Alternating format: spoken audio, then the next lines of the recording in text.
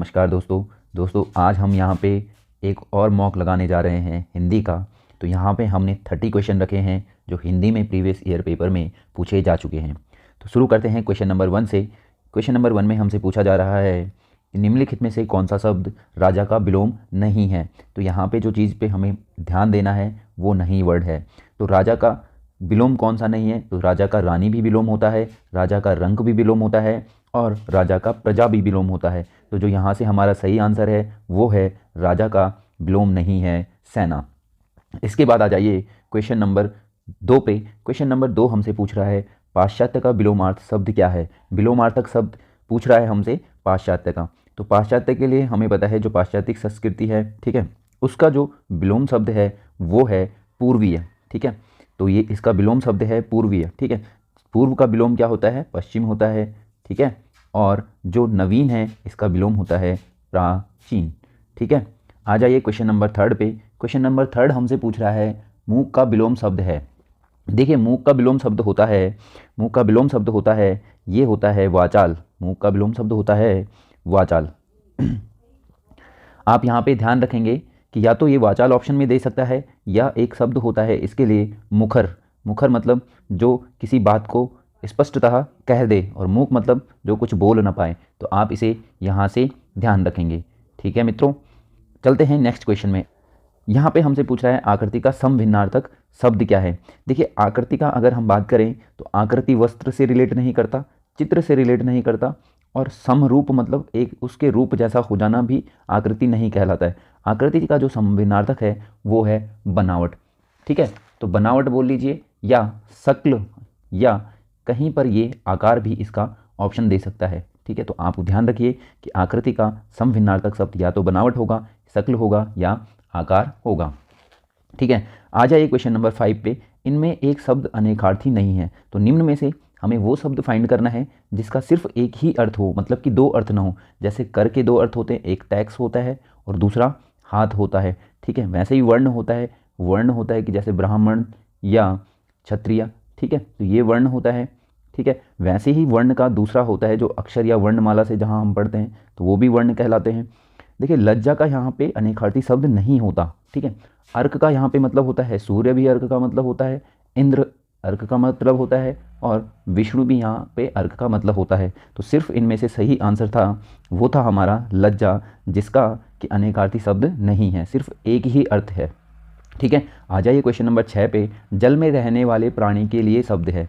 देखिए जल में रहने वाले प्राणी के लिए जो शब्द है वो है जलचर। वो शब्द है जलचर। तो आप ध्यान रखेंगे कि जो जल में रहने वाला प्राणी है उसे हम क्या कहते हैं? जलचर कहते हैं। अगर बात करें जलज की, ठीक है, तो जलज उसे कहा जाता है जो जल में जन्म लेता है, जो जल में जन्म लेता है, जल में जन्म लेने वाला, इसे हम कहते हैं जलज।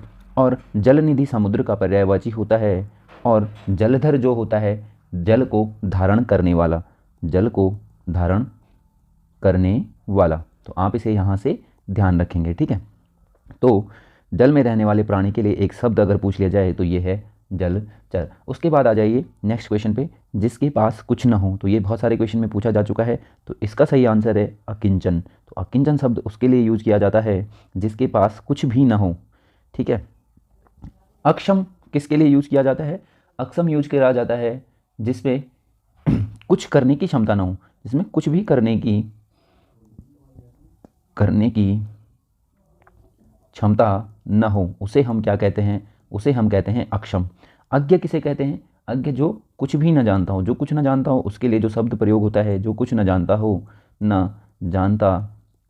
उसके लिए हम जो शब्द प्रयोग करते हैं वो अज्ञ कहते हैं। और असमर्थ होता है जिसमें कोई सामर्थ्य न हो। तो आप इसे ध्यान रखिए, अगर आपसे पूछे कि जिसमें कोई सामर्थ्य न हो तो वो असमर्थ, जो कुछ न जानता हो वो अज्ञ, और जो कुछ भी करने की क्षमता न रखता हो वो अक्षम। अकिंचन वो होता है जिसके पास कुछ भी ना हो। आ जाइए नेक्स्ट पे। जिसका निवारण न हो सके, जिसका निवारण न हो सके, इसका मतलब कि अनिवार्य, ठीक है। इसका सही अर्थ, इसका मतलब है, इसके लिए एक शब्द है वो है अनिवार्य, ठीक है। अविकल उसे कहते हैं जो हम कहते हैं ज्यों का त्यों, वैसा का वैसा ही, ठीक है, ज्यों का त्यों, ठीक है। इसके बाद एक शब्द है अनिर्णित, जिसका निर्णय न हो, जिसका निर्णय न हो, इसके लिए एक शब्द है अनिर्णित। ठीक है, निर्णय न हो, तो इस निर्णय न हो। यहाँ से एक शब्द और है अनिर्धार्य, जो निर्धारित न हो, जो निर्धारित न हो उसे हम क्या बोलते हैं, निर्धारित न हो। ठीक है, इसे आप याद रखेंगे। ठीक है, समस्त पृथ्वी से संबंधित संबंध रखने वाला। देखिए क्वेश्चन नंबर 9 हमसे पूछ रहा है कि जो सारी पृथ्वी से संबंध रखता है उसके लिए हम क्या बोलते हैं, तो मित्रों उसके लिए हम बोलते हैं सार्वभौमिक, यूनिवर्सल। आपने सुना होगा यूनिवर्सल। ठीक है, तो सार्वभौमिक वो होता है जो सारी पृथ्वी से संबंध रखता हो। ठीक है, अगर आपसे पूछ लिया जाए सार्वकालिक क्या होता है, तो मतलब जो हमेशा हो, हर समय हो, उसे हम सार्वकालिक कहते हैं, हर समय पे हो। ठीक है, अगर सार्वदेशिक पूछे तो सभी देशों की अगर ये बात कर रहे हैं, सभी देशों में होने वाला। ठीक है, तो इसे आप याद रखेंगे। सर्वज्ञ का मतलब होता है जो सब कुछ जानता हो, जो सब कुछ जानता हो, तो ये होता है सर्वज्ञ। आ जाइए क्वेश्चन नंबर 10 पे। क्वेश्चन नंबर 10 हमसे पूछ रहा है अतीन्द्रिय शब्द का आशय है। अतीन्द्रिय शब्द का क्या आशय होता है, ये हमसे पूछ रहा है क्वेश्चन नंबर 10 में। देखिए अतीन्द्रिय शब्द का आशय होता है जो इंद्रियों की पहुंच से बाहर हो। ठीक है, जो इंद्रियों की पहुंच से बाहर हो, अर्थात कि जिसका अनुभव हम इंद्रियों से न कर सके। ठीक है, जिसका अनुभव इंद्रियों से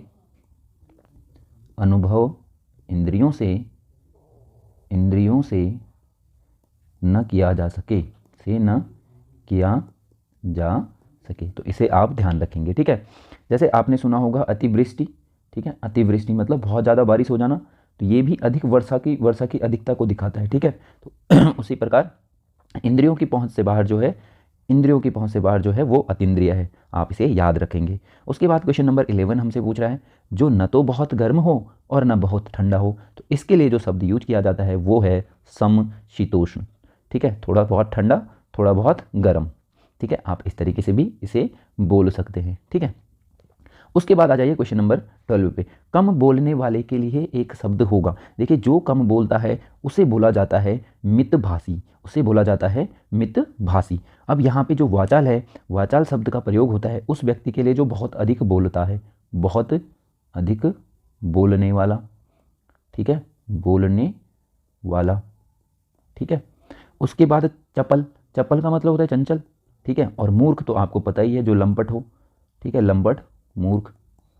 ठीक है, उसके बाद आ जाइए क्वेश्चन नंबर 13 में, जो मापा न जा सके। ठीक है, तो इसके लिए जो शब्द यूज होता है वो होता है अपरिमेय। ठीक है, इसे डी कर दीजिए, इसे सी कर दीजिए। ठीक है, तो यहाँ पे ऑप्शन नंबर डी हमारा करेक्ट है, अपरिमेय, जिसे मापा न जा सके। देखिए यहाँ पे क्या सीन है कि जो अमानक है, ठीक है, जिसका कोई मानक नहीं है, स्टैंडर्डाइज, जिसका कोई स्टैंडर्ड नहीं है, मानक नहीं है। ठीक है, अतुल्य, जिसकी कोई तुलना नहीं है, और अपरिग्रह यूज किया जाता है। अपरिग्रह जो होता है वो यूज किया जाता है कि जो व्यक्ति आवश्यकता से अधिक धन का ग्रहण न करें। ठीक है, मतलब कि जितना आपको ज़रूरी है सिर्फ आप उतना ही धन इकट्ठा करें, धन दौलत इकट्ठा करें, उसे कहा जाता है अपरिग्रह। ठीक है, जैनिज्म में ये वर्ड काफ़ी यूज़ होता है। उसके बाद आ जाइए क्वेश्चन नंबर 14 पे। ठीक है, क्वेश्चन नंबर 14 हमसे पूछ रहा है अनमनस्क शब्द का आशय है। ठीक है, तो अनमनस्क शब्द का आशय क्या होता है, जिसका मन किसी दूसरी ओर है, अनमनस्क। ठीक है, तो ये हमारा सही आंसर है, जिसका मन दूसरी ओर है। ठीक है, तो आप इसे ध्यान रखेंगे। उसके बाद आ जाइए क्वेश्चन नंबर 15 पे। क्वेश्चन नंबर 15 हमसे पूछ रहा है हाथी की पीठ पर रखे जाने वाले आसन के लिए एक शब्द है। ठीक है, तो आसन के लिए एक शब्द पूछ रहा है जो कि हाथी की पीठ पर रखा जाता है, तो मित्रों इसे बोला जाता है हौंदा। इसे क्या बोला जाता है, हौंदा। ठीक, अगर यहीं पर हमसे पूछ लिया जाए कि घोड़े की पीठ पर रखे जाने वाले आसन को क्या कहते हैं, तो ये कहते हैं जीन, और जो जीन को कसने के लिए यूज किया जाता है उसे कहते हैं हम काठी। क्या कहते हैं, जीन को कसने के लिए यूज होता है, हम काठी यूज करते हैं। ठीक है, और यहीं पर अगर आपसे पूछ ले कि जो लोहे का कवच होता है, इसे क्या बोलते हैं, तो इसे आपको पता होगा बख्तर कहते हैं या बख्तर कहते हैं। ठीक है, तो या तो बख्तर लिख ले या बख्तर लिख ले। ठीक है, तो आप इस तरीके से इसको याद रखेंगे कि हाथी की पीठ पर रखा जाता है हौंदा, घोड़े की पीठ पर रखा जाता है जीन। ठीक है। उसके बाद आ जाइए क्वेश्चन नंबर 16 पे, निष्फल न होने वाला, जो निष्फल न हो। ठीक है, तो इसके लिए सही वर्ड है मित्रों अमोघ। अमोघ इसके लिए सही वर्ड है। ठीक है। अगर यहाँ पे निश्चित की बात करें तो निश्चित का मतलब क्या होता है, फिक्स्ड होता है, ये तो आपको पता है। सही का मतलब होता है करेक्ट होना। ठीक है, और सटीक का मतलब होता है एग्जैक्ट। ठीक है। उसके बाद आ जाइए क्वेश्चन नंबर 17, हमसे पूछा है दीन दुखियों को भोजन देने की व्यवस्था। दीन दुखियों को भोजन देने की व्यवस्था को कहा जाता है सदा वर्त। सदा वर्त। दीन दुखियों को भोजन देने की व्यवस्था को क्या कहा जाता है, सदा वर्त। लेकिन अगर आपसे पूछ ले कि कई लोगों को एक साथ खाने की व्यवस्था जो होती है, बहुत सारे लोग हैं, ठीक है, उनको जो खाने की व्यवस्था होती है उसको क्या बोलते हैं, तो वो होता है भंडारा। तो भंडारे के लिए क्राइटेरिया आपका क्या नहीं है, दीन दुखी होना नहीं है, जबकि सदावर्त में लोग दीन दुखियों के लिए भोजन देने की व्यवस्था करते हैं। ठीक है।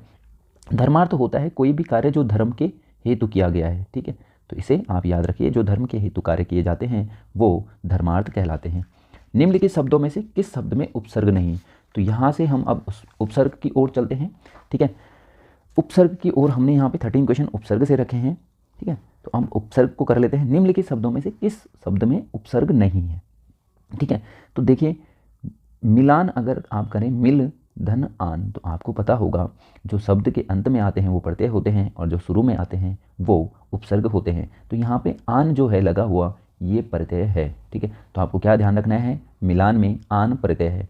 अब इसे आप देखेंगे सुधन पुत्र, यहाँ पे उपसर्ग है। अधन धर्म, इधर अब उपसर्ग है। ठीक है, सुधन कर्म, यहाँ पे क्या है, उपसर्ग है। तो इन तीनों में उपसर्ग है और मिलान में उपसर्ग नहीं है, तो ये हमारा करेक्ट आंसर हो जाएगा। उसके बाद आ जाइए दुर्व्यवहार शब्द में प्रयुक्त उपसर्ग है। तो दुर्व्यवहार शब्द को कैसे लिखेंगे, दुर धन वी धन अवधन हार, तो ये हमारा क्या है, दुर्व्यवहार है। तो इसमें जो हमारा उपसर्ग है वो क्या है, दुर। ठीक है, तो आप इसे याद रखेंगे। तो इसका ऑप्शन यहाँ पे ऑप्शन डी था, ऑप्शन डी था, ये होना चाहिए था कोई नहीं, उपयुक्त में से कोई नहीं। तो आप इसे करेक्ट कर लेना।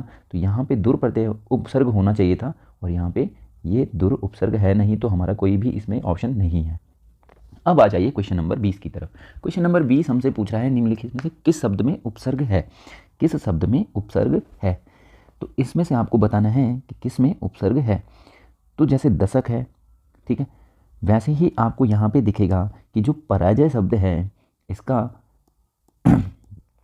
पराधन जय, तो जो परा उपसर्ग होता है इसका मतलब होता है पीछे होना, पीछे हटना, परे होना या पीछे हट जाना। ठीक है, पीछे हो जाना। ठीक है, तो यहाँ ये अर्थ निकलता है इसका। ठीक है, तो आप इसे ध्यान रखेंगे। तो पराजय का अर्थ जो होता है वो होता है हार जाना। ठीक है, तो इसका करेक्ट ऑप्शन होगा पराजय।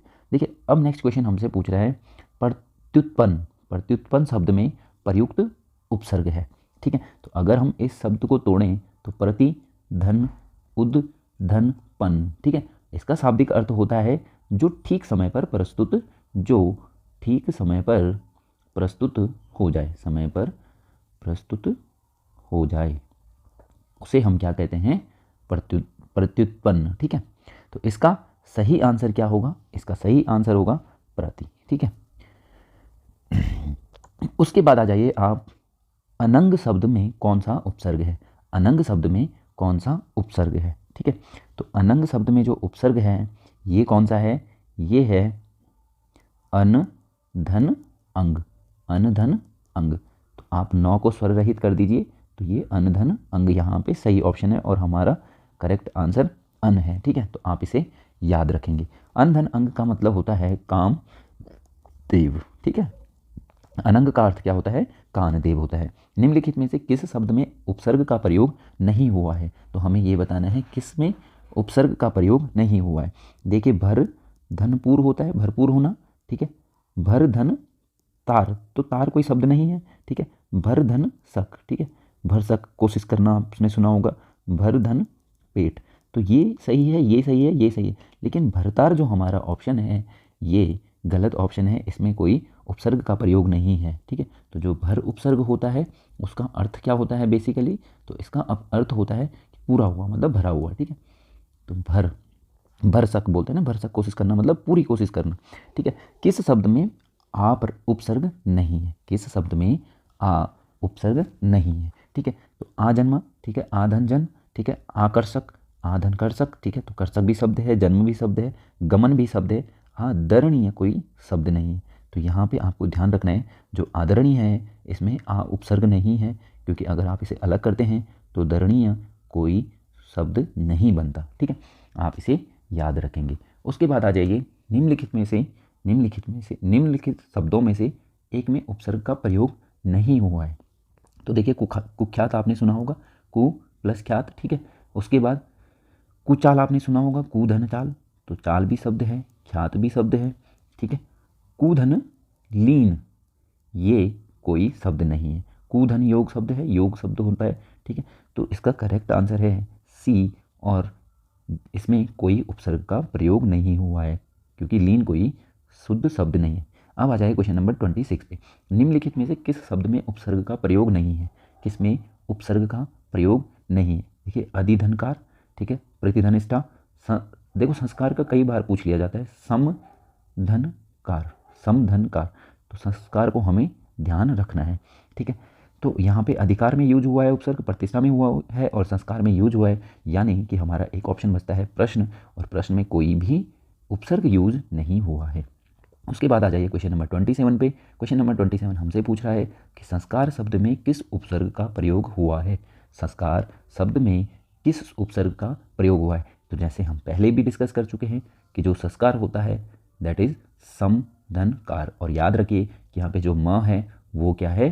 स्वर रहित म है, स्वर रहित। जब भी हम किसी वर्ण को स्वर रहित करते हैं तो उस पर हलंत लग जाता है, ठीक है। जैसे ये ऐसे रहा होगा स म, ठीक है, तो आप इसको ऐसे लिख सकते हैं स, ठीक है, इस पे हलंत लगा के अ, धन म पे हलंत लगा के अ, ठीक है। तो ये आपको इसको विच्छेद करना आता होगा। तो इसका सही आंसर है आंसर नंबर ए, ठीक है। उसके बाद क्वेश्चन नंबर 28 हमसे पूछ रहा है उच्चारण शब्द में उपसर्ग है। तो उच्चारण शब्द में जो उपसर्ग होता है ये होता है बेसिकली उत्धन चारण, उत्धन चारण। तो जो त होता है वो होता है हमारा अगेन स्वर रहित, ठीक है। तो उत्धन चारण, तो आप इसे ध्यान रखेंगे। तो इसका option number B correct answer है, ठीक है। तो आप इसे ध्यान रखिए, ठीक है। अब आ जाइए क्वेश्चन नंबर 29 पे। क्वेश्चन नंबर 29 हमसे पूछ रहा है कि निम्नलिखित शब्दों में से एक में उपसर्ग का प्रयोग हुआ है, हमें वो बताना है, ठीक है।